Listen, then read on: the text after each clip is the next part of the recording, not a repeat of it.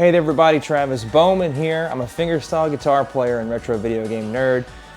Check this out, dude. This is by far one of the craziest controllers I have ever seen in my entire life, and I own it. How cool is that? So what we're looking at is a controller designed for use with only one game in mind on the original Xbox, and that game is, of course, Steel Battalion.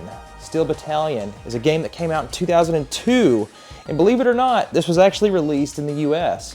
And to find it complete in the box is very difficult to do these days. It's very expensive, but nonetheless, it's still extremely cool.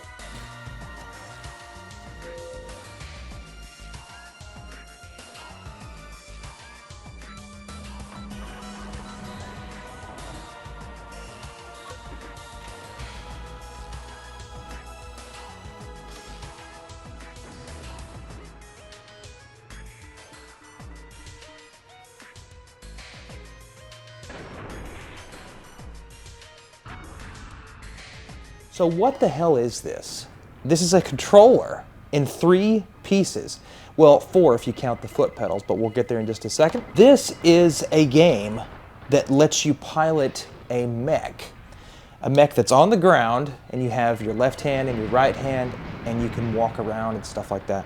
So the foot pedals down here below me that you can't currently see, but I'll get you some B-roll footage of that.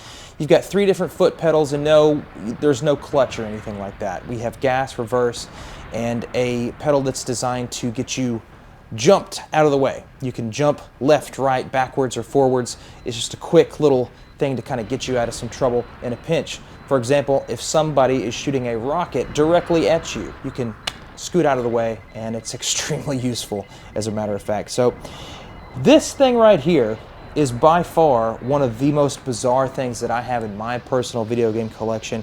The only reason I got it is because I found it at a trade show, an expo of some sort, and the guy didn't know if it worked or not because, of course, he did not have the game. And this will not work unless you actually have the game, which really worked out to my benefit because I got an amazing deal on this. It's just the controller with the foot pedals. Like I said, he didn't have the game, so I kind of took a gamble myself, and I went ahead and ordered the game, and sure enough, every single bit of this controller works just fine, which is freaking amazing. My prerogative when it comes to video games is I would rather collect the cool stuff like this, the hardware, rather than collect a bunch of games that I probably will never play.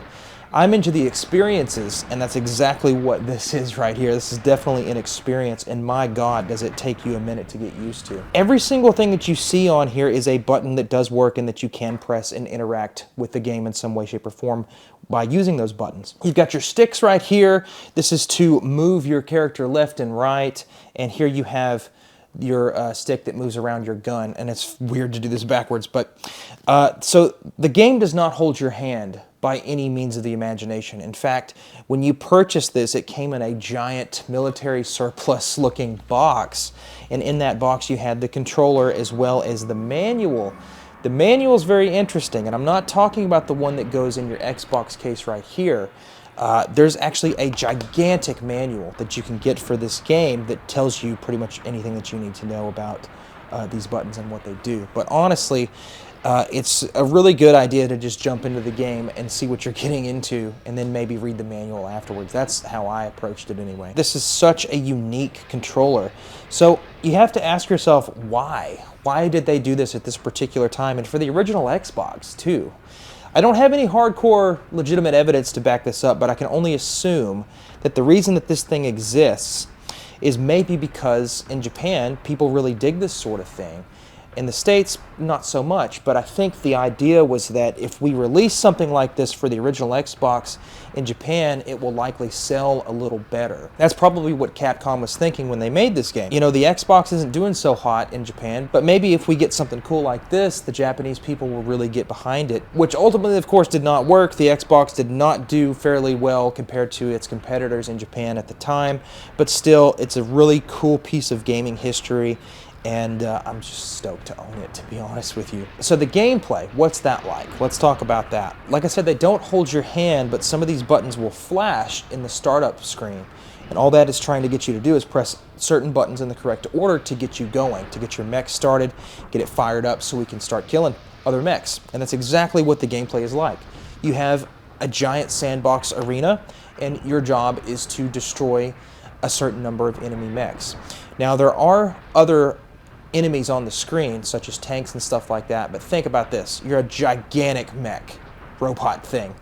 The tanks are itty-bitty tiny little things. So those are, of course, not your main priority. It seems as though you have two main weapons. You've got a machine gun style weapon, which is over here on this trigger, and you've also got your missile, which is your thumb button over here on that trigger right there. That's basically how the game works as far as I've made it, which brings me to my next point.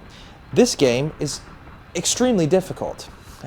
Like I said, it does not hold your hand whatsoever, so you really kind of have to figure things out yourself. Now, the third level took me a little while to get used to and figure out what to do, because you have enemies that are on a very high elevation level and you're down here. I have the high ground, so to speak, and they will just annihilate you if you try to get them from the ground. But the thing to do, and you'll see in this footage, you need to go up and around the enemy and get on their level on that high ground to have a better advantage of taking them out. There's lots of strategy involved in this game, which is another thing that I really enjoy about it. That your main objective is to destroy the other mechs, and you'll see those highlighted in orange on the map.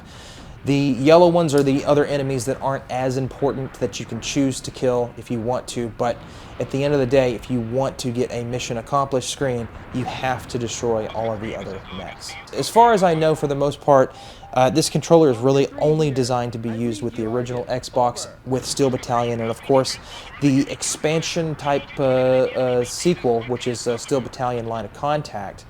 That is a game that you could use to play with other people online back in the day. You can still use it these days if you want to connect two consoles together for like a LAN type situation, which is equally as cool in my opinion.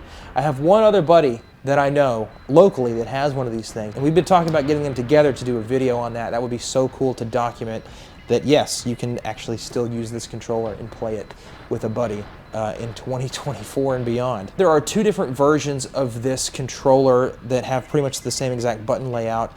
You've got the green button version and the blue button version. My buddy is the guy that's got the blue version, I believe. So mine's green, and I'm not sure why they chose to go with two different colors, but that's just kind of the way that it is. Those are the two different versions that you'll find. So in addition to this working with the original Xbox, I have seen some people actually get a Xbox to PC adapter to plug into your PC, and I can imagine it's a nightmare to button map all of the stuff that you have on this controller to a PC game, but I have seen it done before. Although it is only an original Xbox controller, you can still use this on the PC for some games, but I have not even dreamed of looking into that. I'm still trying to get used to it on my original Xbox, of course. So is this thing worth it to own? Would you consider paying what it costs to get this thing? And I don't want to date this video by any means, but this thing, the controller alone with the foot pedals and stuff, it sells anywhere between, you know, $200 to $500, maybe even a little more depending on if it's complete or not. It's an expensive collector's item at this point. It's a piece of gaming history that a lot of people really enjoy, and it's really cool to play the game with, of course, too. But is it worth it to do so? Well, let's talk about that, because look at what I have to do to play this game. I have to have a table that's dedicated for it, and I have to put my foot pedals on the ground. You can see in this footage right here, the foot pedals kind of slide around sometimes. I've just got a box that I keep my printer ink in, and I put that up against the couch because I don't want to be pressing those foot pedals and then, you know, poke a hole in my couch. So that's what I've had to do to combat that. You can tell that it takes a minute to set up. It takes a little bit of real estate to put this thing up, and you know, for the most part, I've got it up on my shelf with some sort of cloth over it to protect it from dust and dirt and grime and stuff. But as far as the build quality, man, it's still in really good shape, and when you're in the game and it's really intense, you really tend to, you know, jerk it around and stuff, but it's built like a tank, so to speak, no pun intended. And it's in great condition. One of the things that you'll see that's missing is this little flap right here, this little piece of plastic that guards the eject button, which is totally unnecessary, by the way, but it's just a nice little touch that they've added to make it that much more authentic. So the purpose of this eject button in this game is if your mech has had it, your mech is it's about to explode, you have to get the hell out of there. The idea is that you take this flap, you lift it up and press that eject button before your mech explodes, and you rocket up out of there, and you don't have to start the game over. You have certain mechs that you can purchase in the game. You can spend money and get new mechs and stuff like that, but once your mech explodes, it's done. But if you have other mechs in reserve that you've purchased, you can continue to play the game as long as you press that eject button in time. If you don't, you have to start the entire game over from the very beginning, the very first mission, and that is super aggravating. It's an experience, man. I'm super stoked to have it in my collection. It's a hell of a piece of gaming history, and I do pull it down from the shelf and play it every once in a while just because it is such a unique experience, and it's actually a lot of fun. But it is intense. It's very intense. Just know that you will have to have something like this. You're going to have some sort of table or something, some real estate set aside so that you can actually set this up, because sitting it on your lap, it's not a good time. Especially with the foot pedals, you know, sitting on the couch is not the way to go with something like this. You definitely want a dedicated chair and a table set aside so you can set this thing up. But it does come apart. It is in 3 pieces, and there's a little tool underneath here to where you can take this apart if you want to store it somewhere. But just to save space and time and effort, I just kind of keep it up there on the top shelf with, like I said, with some sort of like a pillowcase or something over the top of it to keep the dust from getting in there. I'm really curious what you guys think about the Steel Battalion controller. As far as I know, I only know one other guy that has this, and he's just as weird as me.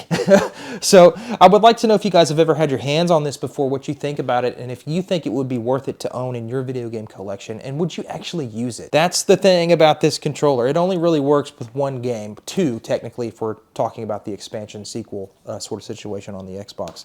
But I really want to know what you guys think about it. You've been watching some of the gameplay footage as I've been talking about this thing here.